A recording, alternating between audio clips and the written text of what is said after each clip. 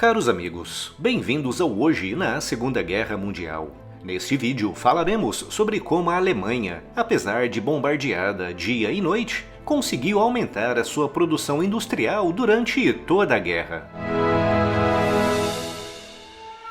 E se ainda não está inscrito no canal, inscreva-se já e acione o sino das notificações para não perder nenhuma novidade.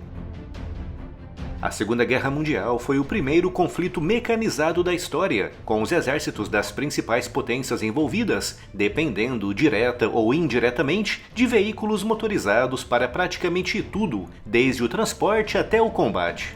Toda essa mecanização exigiu a construção de fábricas gigantescas que precisavam de autênticos exércitos de trabalhadores. Os aliados, sabendo muito bem da dependência que todos os países tinham dos meios industriais, dedicaram um esforço gigantesco ao bombardeio estratégico que visava não apenas as fábricas alemãs, mas também as cidades onde viviam os trabalhadores das fábricas, resultando em ataques terríveis como o de Dresden, que em apenas 2 dias resultou em cerca de 25 mil vítimas, na sua maioria civis.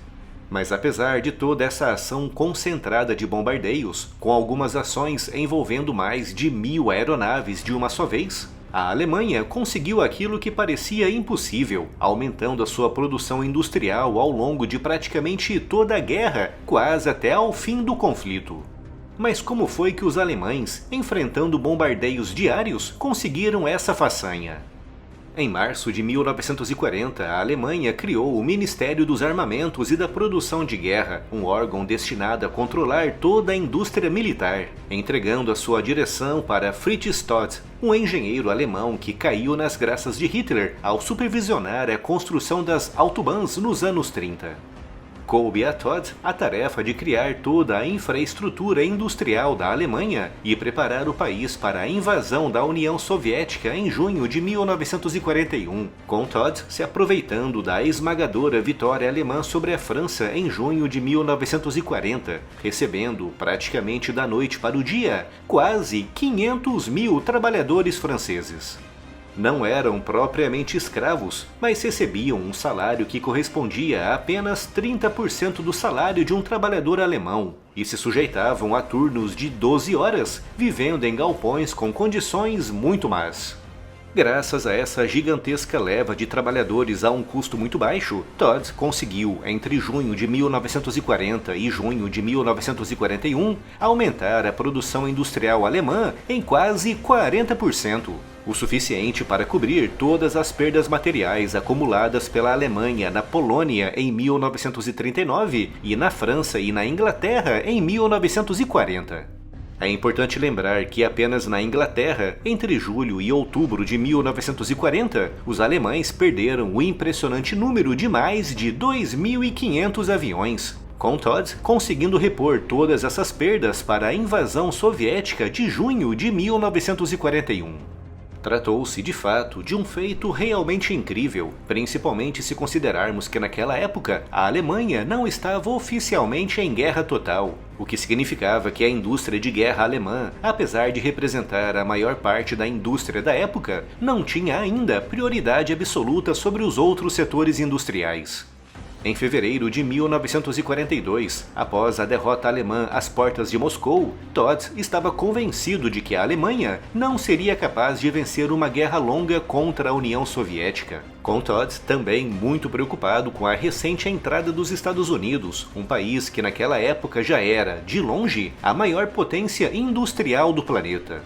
E no dia 8 de fevereiro de 1942, após uma reunião muito tensa com Hitler no quartel-general na Prússia Oriental, Fritz Todt morreu em um acidente aéreo muito suspeito, com Hitler colocando no seu lugar o seu amigo pessoal, o arquiteto Albert Speer, o responsável pelas principais obras arquitetônicas da Alemanha nazista.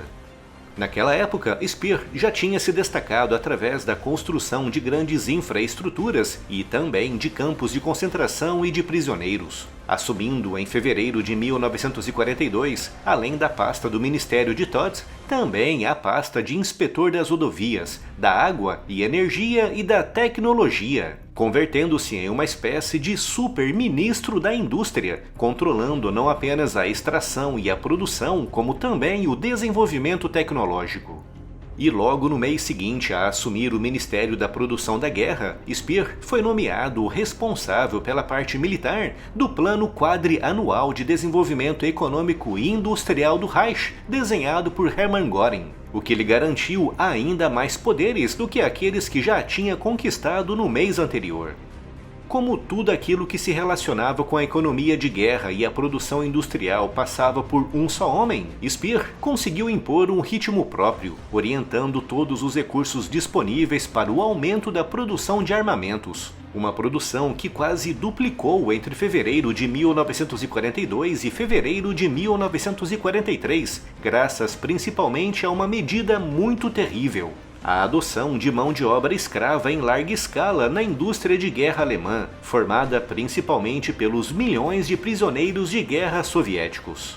Apenas durante a Operação Barbarossa, entre junho e dezembro de 1941, os alemães capturaram cerca de 2 milhões de soviéticos, com outros 1,5 milhão tendo sido capturados ao longo de 1942, dos quais cerca de 1 milhão aqueles com boas condições físicas e de saúde, convertendo-se em trabalhadores escravos, enfrentando turnos de até 18 horas e se alimentando com o mínimo necessário para não morrerem de inanição.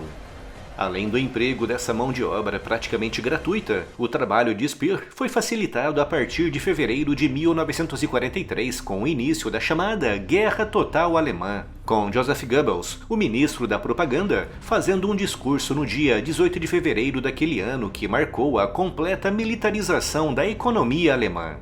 A partir daquele momento, a produção de outros itens industriais passou a ter prioridade mínima, com a produção militar assumindo importância máxima, o que significava que Speer já não precisava competir com outros setores industriais pelas cada vez mais escassas matérias-primas, com destaque para o petróleo e o aço.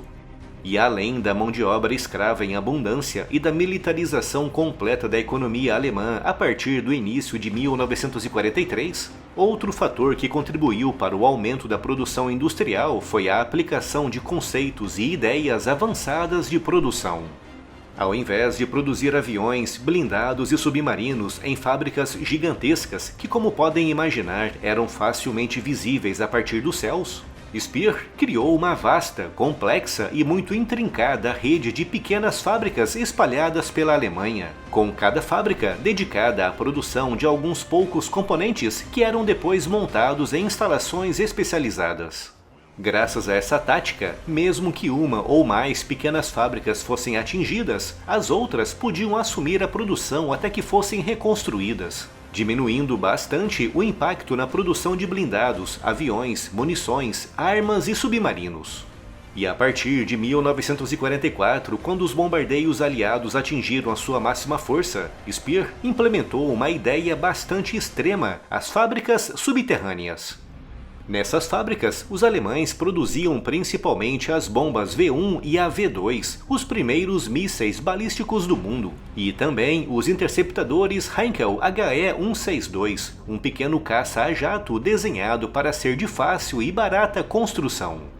Graças à conjugação de todos esses fatores, a mão de obra escrava em abundância, a guerra total alemã que dava prioridade máxima à indústria de guerra, a descentralização da produção, espalhando as linhas de produção por diversas pequenas fábricas e a construção de indústrias subterrâneas, resultaram em dezembro de 1944 no maior nível de produção industrial da Alemanha em toda a guerra.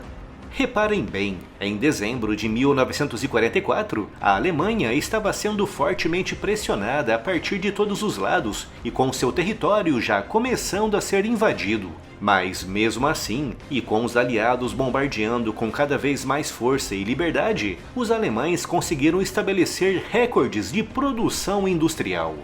Tudo isso teve, obviamente, um custo muito elevado, com historiadores estimando em mais de 1 milhão o número de trabalhadores escravos que morreram nesse esforço sobre-humano de produção.